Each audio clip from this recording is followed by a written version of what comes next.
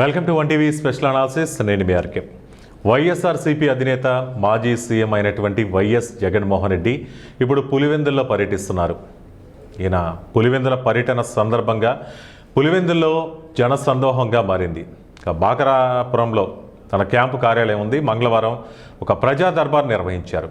ఇంతకాలం జగన్మోహన్ రెడ్డి అరకొర సమావేశాలు, ఓటమి తర్వాత సభలు, ఇవన్నిటిని అరకొరగా చేసినటువంటి జగన్ ఇప్పుడిప్పుడే యాక్టివ్ అవుతున్నారు అంటే అవ్వాల్సిందేగా. ఎందుకంటే ఓటమి తర్వాత ఓటమి నేర్పిన పాఠం చాలా రోజుల తర్వాత జగన్మోహన్ రెడ్డికి మేల్కొలుపులాగా కనిపించిందో ఏమో. మరి కార్యకర్తలు, ప్రజలు, నేతలు, అభిమానులతో నిన్న మమేకమవడం జరిగింది. మరి వాళ్ళ బాధలు తెలుసుకున్నారట, కష్టాలు తెలుసుకున్నారట, మరి సమస్యలు విన్నారట.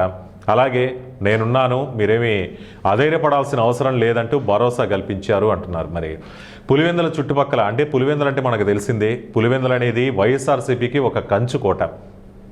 వైఎస్ రాజశేఖర రెడ్డి దగ్గర నుంచి, అంటే వైఎస్ రాజారెడ్డి దగ్గర నుంచి చూసుకున్నా, రాజశేఖర రెడ్డి దగ్గర నుంచి చూసుకున్నా, వైఎస్ జగన్మోహన్ రెడ్డి దగ్గర నుంచి చూసుకున్నా కానీ ఎప్పుడు ఏ ఎన్నికలు జరిగినా, అది పంచాయతీ ఎన్నికలు కావచ్చు, అసెంబ్లీ ఎన్నికలు కావచ్చు, ఏది జరిగినా కానీ పట్టం కడతారు ఆ ఫ్యామిలీకి.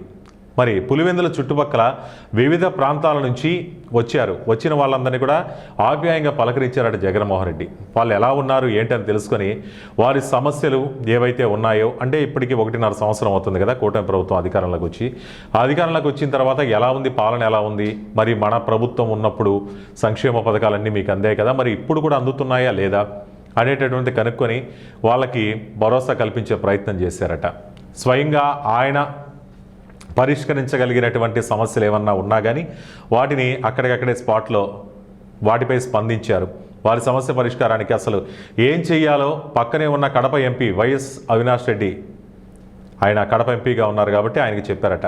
అంటే తాను అందుబాటులో ఉన్నా లేకపోయినా కానీ ఆ సమస్యని పరిష్కరించండి అంటూ. ఇప్పుడు జగన్మోహన్ రెడ్డికి ఇది చాలా అవసరం. ఎందుకంటే 1.5 సంవత్సరం అయిపోయింది.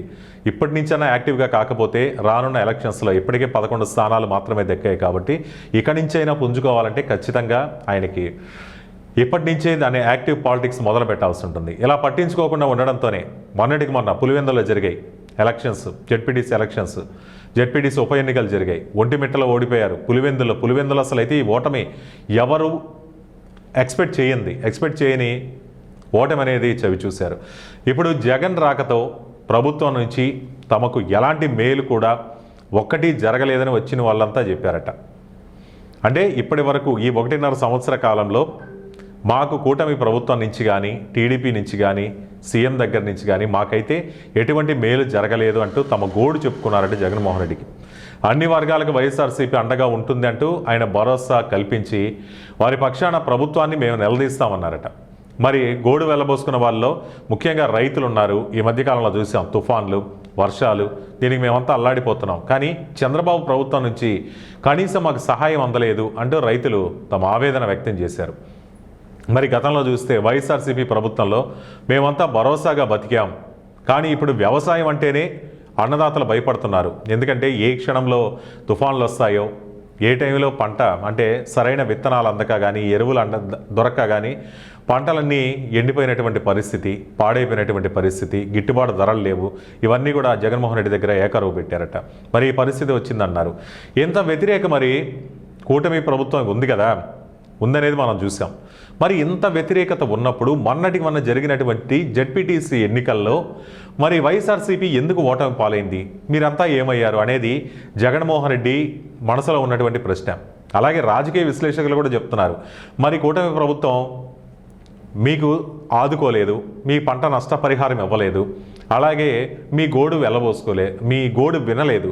మరి విననప్పుడు కూటమి ఏ విధంగా విజయం సాధించింది, మీరు ఏ విధంగా ఓట్లు వేశారు అనేటటువంటిది అది జగన్మోహన్ రెడ్డికి తెలియాలి, అక్కడ ఉన్నటువంటి ప్రజలకే తెలియాలంటే విశ్లేషకులు చెప్తున్నారు. మరి రైతు సంక్షేమాన్ని గాలికి వదిలేసింది ప్రభుత్వం. రైతుల తరపున మేము పోరాడతామంటూ వారికి అండగా ఉంటామని జగన్మోహన్ రెడ్డి కూడా భరోసా ఇచ్చారట. మేము సీట్లు కోల్పోయామంటూ వైద్య విద్యార్థులు ఇప్పటికి కూడా పీపీపీ విధానాన్ని, అంటే ప్రైవేటు పరం చేసింది. అంటే వైఎస్ఆర్సీపీ ప్రభుత్వం ఉన్నప్పుడు కొన్ని మెడికల్ కాలేజీలు అనేవి తీసుకొని వచ్చింది. దాదాపు 17 మెడికల్ కాలేజీలు తీసుకొని వస్తే 5 మాత్రమే ఓపెన్ అయ్యాయి, మిగతా అన్ని కూడా ప్రైవేటీకరణ చేస్తామంటూ చంద్రబాబు సర్కార్ ప్రకటించింది. ఇప్పుడు మేము నష్టపోతున్నామంటూ మెడికల్ విద్యార్థులు కూడా ఆయన ముందు తమ గోడు వెళ్ళబోసుకున్నారట. మరి పులివెందుల పాడేరుతో మరో 100 సీట్లు వచ్చేవి, అది కానీ అలాగే ఉంటే. అయితే ఈ నిర్ణయం, ఈ ప్రభుత్వం ఇప్పుడు తీసుకున్నటువంటి నిర్ణయాన్ని జగన్ దృష్టికి తీసుకెళ్లారు. ఒక విద్యార్థి కూడా వచ్చారట, నేను 1 మార్కుతో సీటు కోల్పోయాను అన్నారు. అదే ఈ విధంగా ఇన్ని సీట్లు కానుంటే నాకు ఎక్కడో ఒక చోట సీటు వచ్చేది, నేను ఎంబీబీఎస్ పూర్తి చేసుకోగలిగేవాడిని అని చెప్పి ఆయన కూడా అన్నారట. మరి జగన్మోహన్ రెడ్డి ఇప్పటికైనా కానీ అక్కడికి వెళ్ళి ఆప్యాయంగా పలకరించారు. అభిమానంతో కొందరు బాకరాపురం క్యాంపు కార్యాలయానికి వచ్చారు.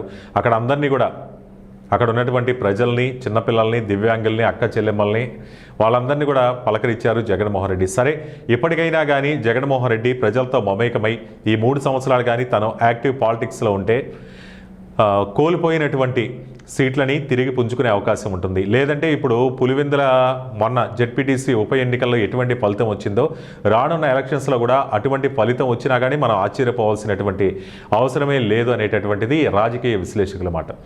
ఈ అంశంపై మీ అభిప్రాయాలు కామెంట్ రూపంలో తెలియజేయండి. చూస్తూనే ఉండండి 1TV స్పెషల్ అనాలిసిస్.